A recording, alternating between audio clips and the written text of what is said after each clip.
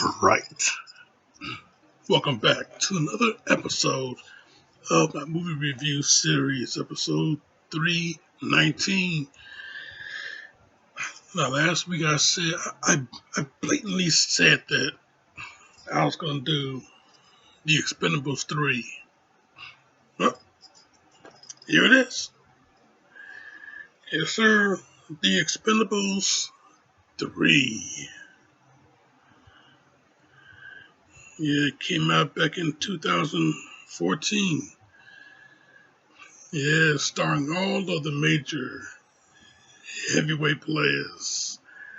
And some new faces. Yes, sir. The boys are back in town. Yeah, Sylvester Stallone, Jason Statham, Antonio Banderas, Jet Li, Wesley Snipes, fresh out of prison, Wesley Snipes, Dolph Lundgren, Kelsey Grammer, Dr. Fraser Crane himself. Yeah, Randy Couture, Terry Crews, Kellen Lutz. Yeah, Hercules, fresh off doing the Legend of Hercules. Ronda Rousey, Rowdy Ronda Rousey. Yeah, the UFC Bantamweight Women's Champion, former Bantamweight Women's Champion, now current um, SmackDown Women's Champion in WWE. Oh, yeah. Glenn Powell. Yeah, check this cat out in Top Gun Maverick if you have not seen it yet. I tell you. Yeah, Victor Ortiz, vicious Victor Ortiz. Mel Gibson, Harrison Ford, Arnold Schwarzenegger. I tell you, man, yeah. Like I said, heavy hitters. But yeah, man, this movie though, yeah, the third installment in the Expendables franchise. It was supposed to be a franchise, it was supposed to be one of those movies that ended at one. But hey, the fans, us, God bless us, man. We kept clamoring for more. So yeah, Sylvester Stallone gave us some more. Yeah, man, I tell you, great stuff, man. Great stuff to come out this movie. You got Mel Gibson playing the villain in this movie, and like I said, for Wesley Snipes, fresh out of prison, the first thing he do when he come out of jail is jump into this movie, man. And then yeah, that's not a common thing for brothers that get out of jail. A guaranteed job? That's not a common thing, boy.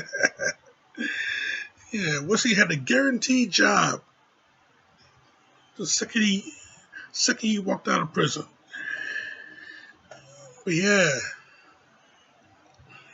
I tell you, this movie though, yeah, great stuff. I mean, a cast like this, you can hardly fit everybody in, but yeah, they all got in. They all had their part.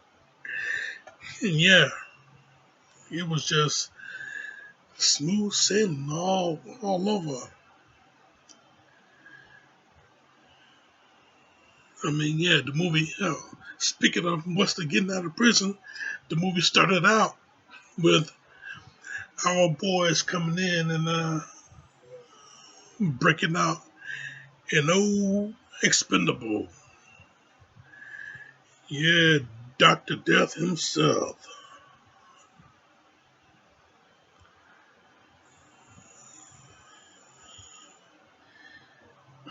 Yeah, Oh, okay. I thought wait a minute. His name was never mentioned. Yeah, Dr. Death. Yeah. Yeah, old Dr. Death himself. Yeah, they broke. he broke him out of jail. What was he in there for? Well, jokingly, he said tax evasion. But yeah, I tell you one thing, man. It's great to see. It was great to see Snipes and Stallone together again, sharing the same scene side by side this time. I mean, first time since Demolition Man back in '93. Okay, that's how far back this shit really go. But yeah, they wanted Wesley to do the first Expendables, but unfortunately he had that minor setback with going into lockdown. And so yeah, so yeah, 8 years later they get him out. You know, so yeah, great stuff though. Great way to introduce, not only to introduce this character, but great way to be introduced Wesley Snipes back into the action um, film genre. Great way to reintroduce him back into it. And man, I tell you, it's like it's like this brother, it's like this brother never skipped a beat. I mean, the way he was moving, still sharp as ever. No pun intended, considering the fact that Blades was his thing. Knives, sharp objects. Yeah, Blades was his thing. Yeah, of course, he did that shit on purpose because Blade is the most memorable character he's ever played. So yeah, but yeah, they get him out only to find out that you know they had another job to do. Only to find out that another old expendable, an old member of the team from way back when, the original team from way back when. Not only he has resurfaced, but he was declared dead from many years ago. Yeah, Stonebanks, Conrad Stonebanks, played by Mel Gibson. Yeah, I tell you, yeah, this guy, yeah, he done some shit. He done some shit years back in Barney's Stallone's character in Barney's eyes. He went dark. So yeah, he done some shit, betrayed the original team, and yeah, Barney had to kill him. Yeah, yeah, but hey, did he really kill him? Nah. Thank God for body armor. Yeah, even though he thought that he was dead, but yeah, he ain't kill him. He's still around, and he made his move once again. So yeah, I tell you, yeah, the past come back to bite them in the ass because they put, yeah, Stone Banks. He put just to get back at Barney, he put Caesar, Hell Caesar. He put him on the shelf, shot him in the leg, and then shot him in the back. The bullet exited out through the chest. So yeah, he was in really bad shape, out in the hospital bed for the rest of the movie. So yeah, man, this shit, it has gotten real dark and real personal, real quick. And yeah, it was all about getting that. It was all about getting that at Stonebanks.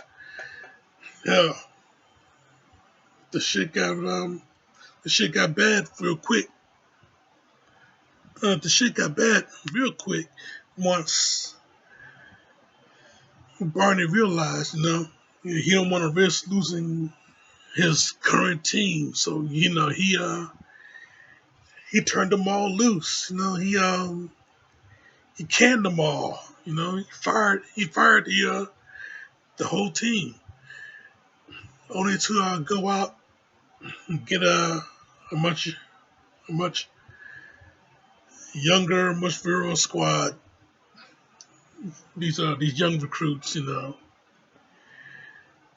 not knowing what they're in for. But yeah, when I got these young recruits, and you know,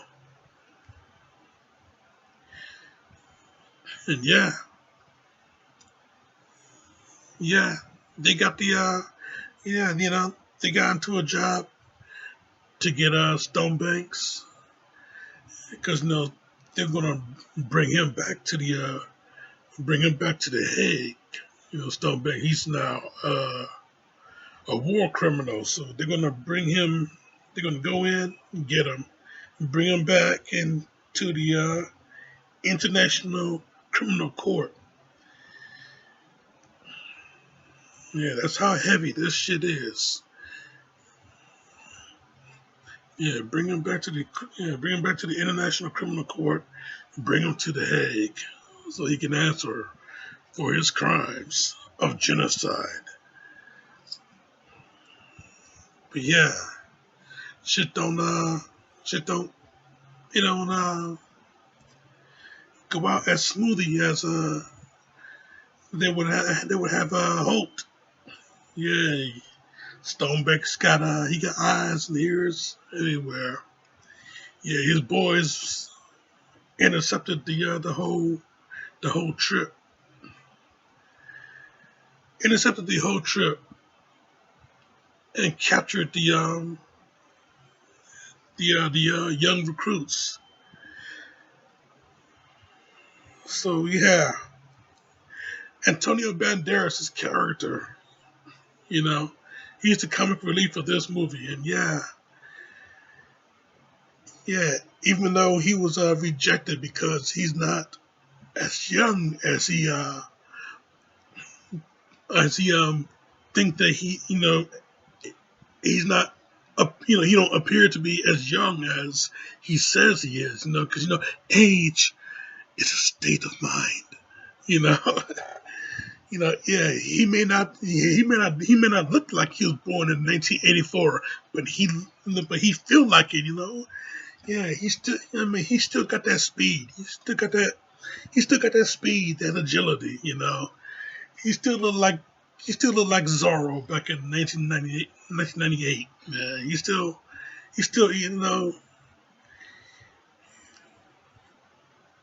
he got it looked like he had one more Zorro film left in him. You know, and yeah, they could have maybe probably back then, while it was still time, maybe gotten they could have gotten him to do another Zorro film. But hey, maybe not. I don't know. The second Zorro movie didn't work out well for me, as far as watching it is concerned.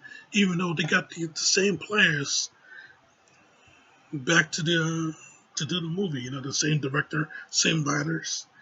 It just didn't feel like the same Zorro movie. The Legend of Zorro did not feel like the Mask of Zorro. So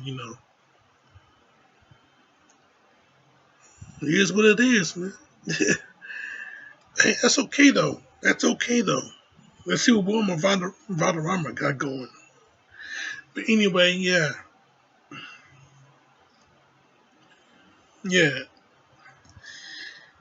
Banderas' character, Geigo, I think his name is. Yeah, Gago, Galgo, Galgo. Yeah,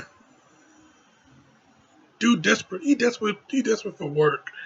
Yeah, he lied. He gave out a fake resume because he just wants to work. I need a job. All I know I do is kill people, and I do that very well. God damn it.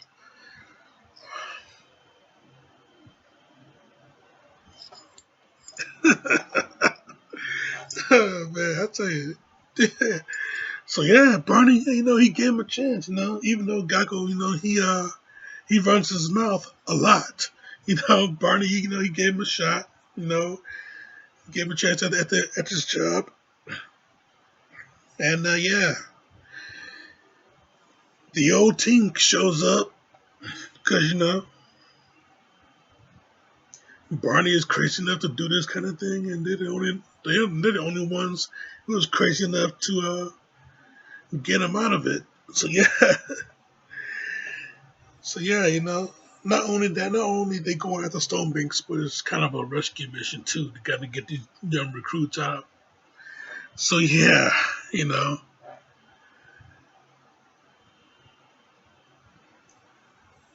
so yeah, yeah, they went in, got the young recruits, and yeah, and pretty much we now have an all-out war.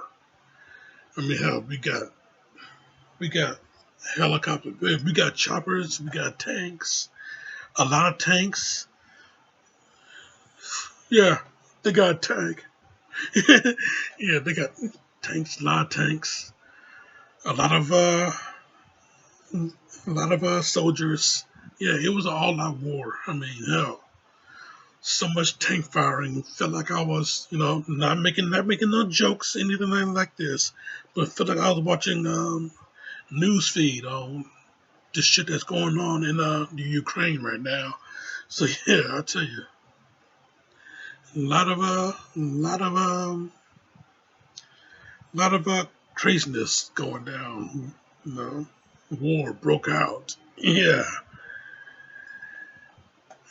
but yeah, we saw a lot of shit go down. A lot of highlights, from certain characters. Rhonda playing a character named Luna, and she doing her thing. Hell, she did the armbar. Doing her thing. Banderas doing his thing. Hell, we even saw Wesley doing his blade thing. You saw him do that spinning back kick that he's so well known for. Statham. He had himself a little sub boss battle. With this big motherfucker. I tell you.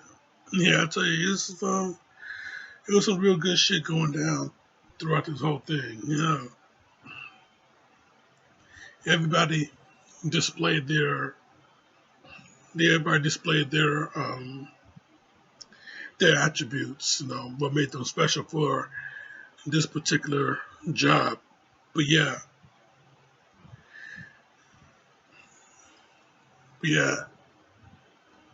when it was all said and done, it really went down between. It really came down between Barney Ross and Stonebanks, Conrad Stonebanks. It went down between those two cats. Yeah, man, you got to see John J. Rambo taking on Martin Riggs. You got to see Rambo and Lethal Weapon collide. And yeah, it's a real good fight, man. I tell you, it's a real good fight. Brian Tyler score, top notch. And yeah, even though they were supposed to get him to the Hague, yeah, he didn't make it there. Yeah, Barney grabbed his gun and what about the Hague? I am the Hague.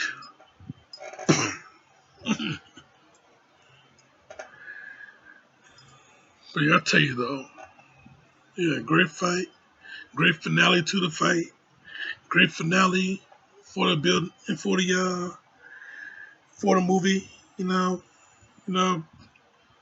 Barney, he made it out the collapsing building. You know, he made it out of there, nick of time. You know, hanging on the rope. You know, one of those moments where you got to see if he's alive or not. You know, everybody is in the chopper, and yeah, and the building there has collapsed, and we saw Barney jump out, but did he make it? And yeah, he made it, man. I tell you something. Yeah, Bruce Willis, he was out. Harrison Ford was in. Harrison Ford taking over. Yeah, he's taking over Bruce Willis's role. And yeah, you know, he wears it. He wears his flight suit, and he flies the chopper. Saying like Arnold because he said it. He said, get to the chopper in this movie. He said it. Get to the chopper. Let's go. Come on. So yeah, we saw Harrison Ford fly this. Yeah, he's a pilot in real life. So yeah, we saw him fly this helicopter. And man, I tell you, me being a Star Wars fan, a positive Star Wars fan, not these toxic motherfuckers that's out here right now. But me being a positive Star Wars fan, seeing Harrison Ford fly a helicopter, it just gave me flashbacks of seeing Han Solo fly the Millennium Falcon. I mean, it's just awesome. Seriously, I had Star Wars flashbacks, seeing him fly the Falcon. But yeah, I tell you, a lot of highlights in this thing. Oh man, yeah, one of the prime scenes in this movie was when they was trying to when the new recruits was trying to bring Stone Banks back to the Hague. When they were trying to bring him back to the Hague, and yeah, he had that little conversation with Barney, and you know, yeah, the first time when I saw this movie in theaters and seeing that conversation go down, you know, I was so invested in it that God damn it, even I wanted to punch him in the face. I wanted to punch Stone Banks in the face, man. Yeah, because he just kept pushing it. He kept pushing it. I mean, yeah, you know, made that shit real personal. Talking about their fellow brothers, their fellow blood brothers.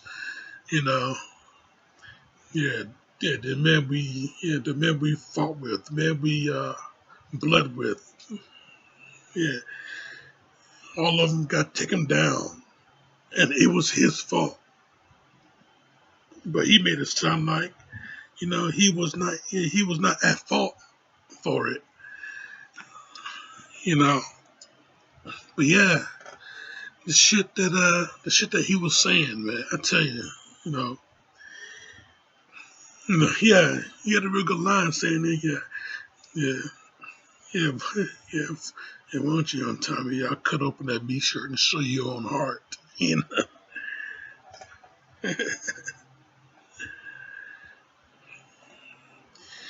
But yeah, yeah, it's the tags.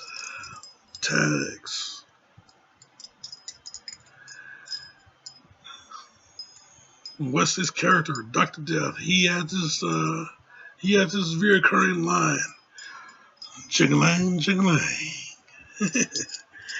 Yeah, because Barney, yeah, he got the old tags hanging up from the fallen members of the team. Yeah, you still got the old tags hanging up, and yeah, you hear them jingling. There might be your tags up there, jingling, jingling, jingling.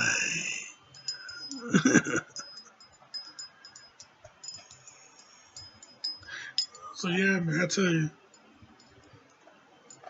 this movie so good, so awesome. You know, it's not as awesome as Expendables 2. You know, that's my favorite action sequel next to Terminator 2. But it is up there. It is up there, you know. You know, the Expendables 3, real good solid a real good solid 4. Hell, a 4.5, you could say, out of 5. Real good solid 4, 4.5 out of 5. I mean,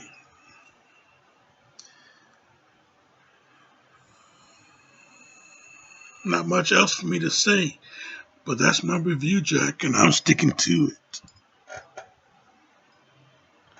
Now, next week, hell, man, speaking of Harrison Ford, next week, man, we get another adventure of Indiana Jones. Now, I already did Temple of Doom. Of course, you already knew that. But the adventure, um, the adventure that came before the movie, but chro- chrono- chronologically, I don't know what's wrong with me right now, but chronologically, it came after Temple of Doom, a year after Temple of Doom. So yeah, Indiana Jones is going after the Lost Ark. So yeah, you keep it locked right here for that next week. Check out my other shit right here. Subscribe to me right here. But in the meantime, in between time, Jack, jangling, jangling. This show is all